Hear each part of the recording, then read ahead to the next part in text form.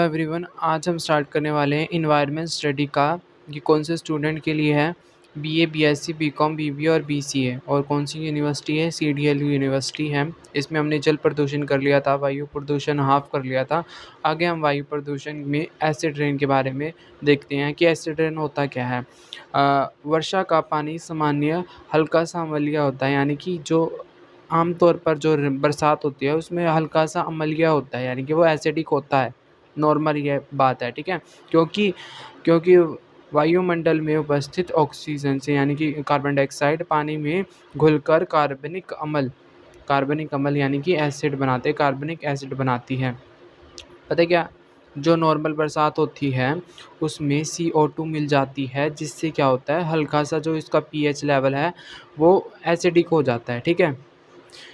और इसका normal P वो नॉर्मल बात है। जो आम बरसात होती है उसका पीएच 5.5 समथिंग कुछ ऐसा रहता है। अगर इससे नीचे गिर जाए तो पीएच अगर 5.6 हो जाए, इससे कम हो जाए, तो फिर ये क्या बन जाती है? एसिड रेन बन जाती है। जैसे कि सल्फ्यूरिक एसिड, नाइट्रेट, अम्ल इत्यादि के वर्षा के पानी में मिलने से होता है।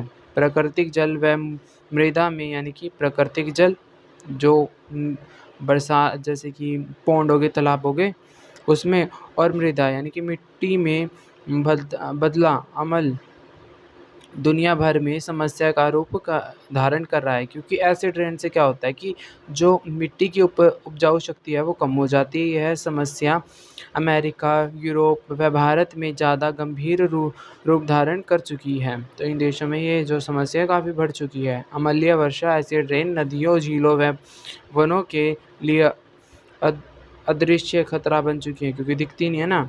मतलब पानी है, क्रिस्टल क्लियर होता है, आर पार देख सकते हैं। तो उस चीज़ को बताया गया कि काफ़ी बड़ा खतरा है ये।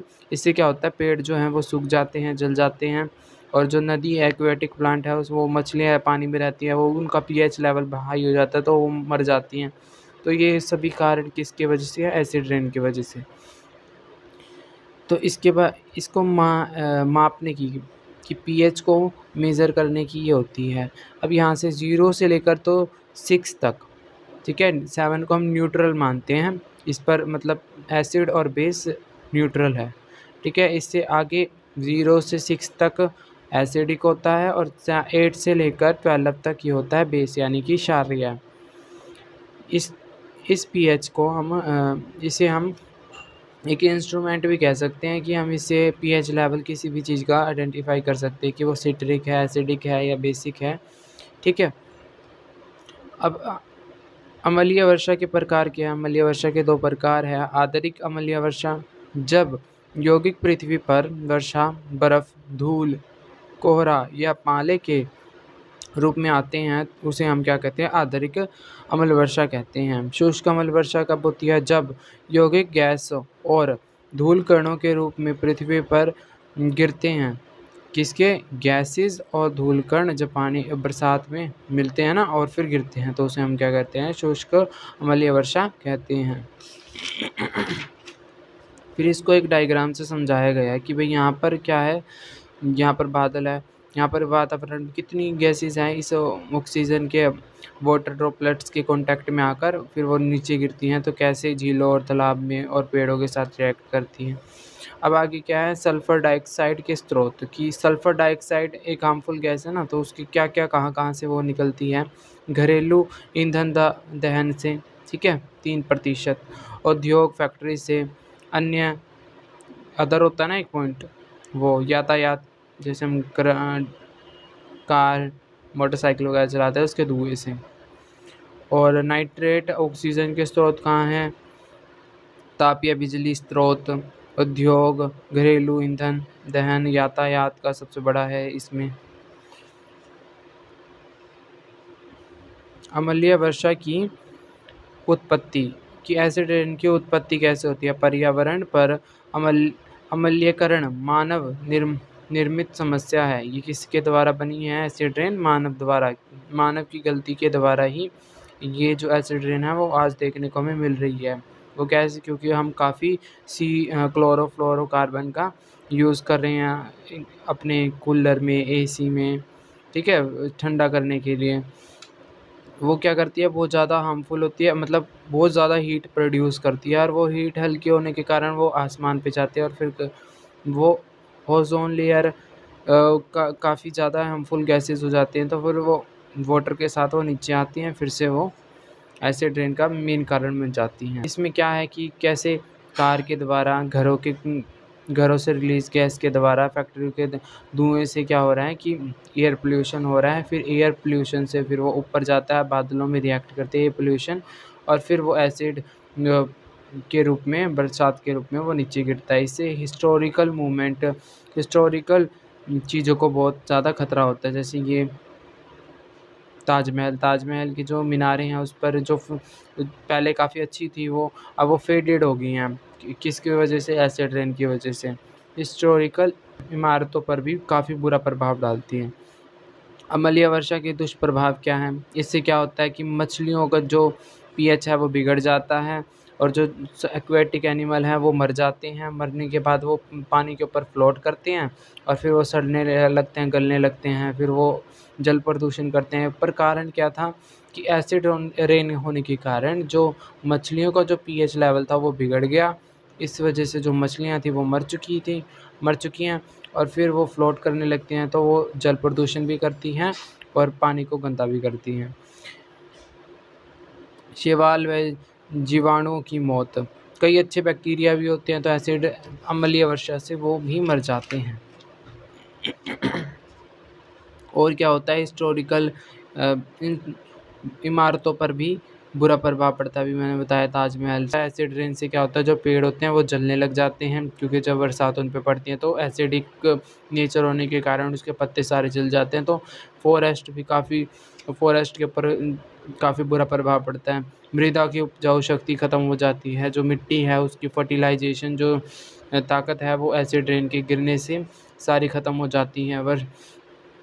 फसलों की वृद्धि दर में कमी।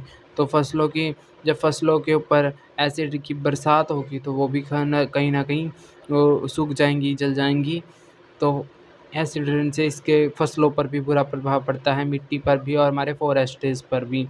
रासायनिक उद्योग, जैव संचार में परिवर्तन, मिट्टी का अम्लीय अम्लीयकरण, वहाँ होने वाली वनस्पतियों, रासायनिक व जैविक संरचना में परिवर्तन कर देती हैं। अम्लीय वर्षा में से पौधे सीढ़ी अवशोषित कर लेते हैं, और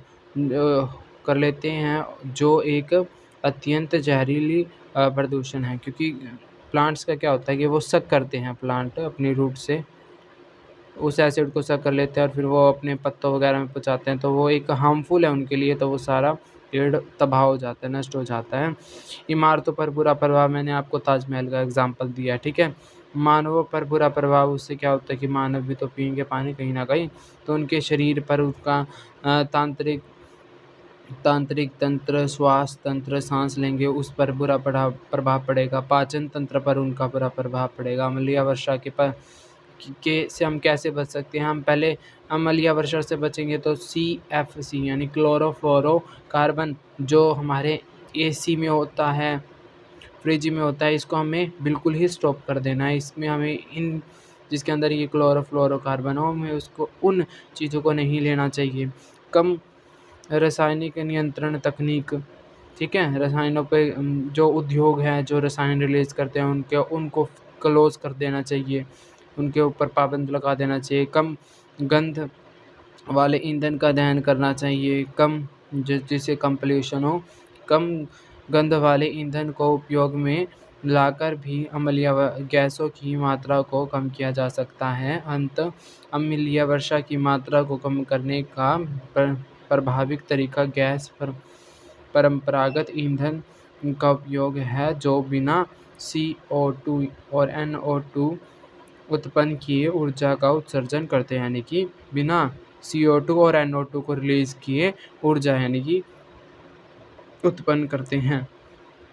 अब ओज़ोन लेयर क्या है? ओज़ोन लेयर क्या होती है? जैसे हमारी धरती है, इसके सरफेस पे, तो इससे थोड़ा-सा ऊपर काफ़ी कितने सा देखो 16 और 40 किलोमीटर की दूरी पर होती है अर्थ की सरफेस से ओज़ोन लेयर। ये बहुत खतरनाक होती है और इसका फ़ॉर्मूला लिखें तो O3 होता है। ये कैसे होता है? जब जैसे ये ओज़ोन लेयर है, ठीक है? ओज़ोन लेयर से अल्ट्रावायलेट रेडिएशन आ गई। अब ये काफ़ी हल्की गैस होती है, तो ये सबसे ऊपर जाती है धीरे-धीरे ऊपर जाने लगती है धरती की सरफेस को छोड़ के, और फिर ये जब ओज़ोन लेयर अल्ट्रावायलेट रेडिएशन जब इस पर पड़ती है तो इसको तोड़कर क्या हो जाते हैं, O2 और O ऐसे हो जाते हैं, ठीक है?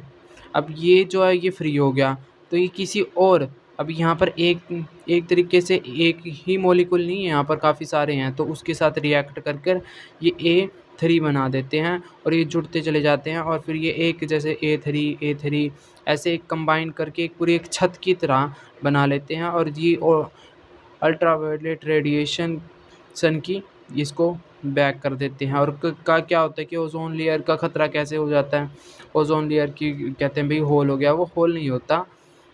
ओज़ोन लेयर में वो थिकनेस उसकी कम हो जाती है ओज़ोन लेयर की, ये बात होती है। उससे क्या होता है, थिकनेस कमज़ोर हो जाती है तो जो यूवी रेडिएशन है वो नीचे आने लगती है धरती पर, और जब धरती पे आती है तो इसका क्या प्रभाव पड़ता है? प्लांट्स पर, एक्वाटिक एनिमल पर, कैंसर, ये सभी इनका कारण है कि भई ओज़ोन लेयर जब वीक हो जाएगी तो मनुष्य पर उसका क्या प्रभाव पड़ेगा, उसको कैंसर हो जाएगा। पेड़-पौधों पर भी उसका नेगेटिव प्रभाव पड़ेगा। इसके बारे में बता रखा है कि ओज़ोन लेयर क्या होती है, ठीक है? ओज़ोन ओज़ोन कमी के कारण क्या हैं? किन की वजह से ये जो ओज़ोन लेयर है हमारी ये वीक हो गई है, कमज़ोर हो गई है, पतली होती जा रही है? ये क्लोरोफ्लोरोकार्बन की वजह से। क्लोरोफ्लोरोकार्बन मैंने आपको बताया, ये बहुत ही हल हीट प्रोड्यूस करने वाली होती है। ये हमारे एसी और एसी कूलरों में तो नहीं कहेंगे, एसी और फ्रिज में होती है ज़्यादा यूज़। नाइट्रोजन के ऑक्साइड इसकी वजह से, ठीक है? इसको अच्छे से लिख देना आप, चाहे एक पॉइंट को काफ़ी बड़ा लिख देना और दूसरे पॉइंट को 2 या 3 को थोड़ा छोटा-छोटा कर देना। जो यूवी रेडिएशन निकलती है ना ओज़ोन के पतले हो जाने से, तो फिर उससे क्या प्रभाव पड़ता है, उसके बारे में हम पढ़ रहे हैं कि ओज़ोन लेयर अगर अब वीक हो गई तो उससे यूवी रेडिएशन आएगी धरती पर, जो कोरल रीफ है ना वो ख़त्म हो जाएगी। इससे सम सागरीय प्राथमिक उत्पादकता में करीब 1% की कमी आ जाती है। प्रकाश संश्लेषण कम हो जाता है, इससे उत्पादकता में कमी आ जाती है। बीज बनने की प्रक्रिया और बीज अंकुरण की क्रिया में अवरोध हो जाता है। जैसे कि हम सीड डालते हैं ना, उसको पनपने में बहुत दिक्कत आती है। पराबैंगनी यानी कि अल्ट्रावायलेट रेडिएशन वनस्पति प्रोटीन को नष्ट कर देती है। तो इसके बारे में ये था कि कैसे जो इसके क्या-क्या प्रभाव पड़ते हैं कि प्लांट्स पर पड़ते हैं इसके प्रभाव, यूवी रेडिएशन के। ओज़ोन लेयर अगर कम हो जाएगी तो उसके क्या-क्या प्रभाव पड़ेंगे, प्लांट्स पर पड़ेंगे, प्लांट्स जल जाएँगे, मछलियों पर पड़ेगी, एक्वाटिक एनिमल सारे जो भी हैं वो पीएच हाई हो जाने के कारण मर जाएँगे, और उससे क्या होगा कि जो कोरल रीफ है वो सारी की सारी नष्ट हो जाएगी। और क्या होगा, इंसानों के ऊपर भी बुरा प्रभाव पड़ेगा, उसके पाचन तंत्र पर, उसको कैंसर हो जाएगा, स्किन कैंसर होने लगेगा। तो ये सभी इसके कारण हैं, तो इसको आप एक बार ध्यान से पढ़ लेना, इसमें यही सब बता रखा है। और इसके बाद हम मृदा मृदा यानी कि भूमि प्रदूषण स्टार्ट करेंगे। Okay bye, take care.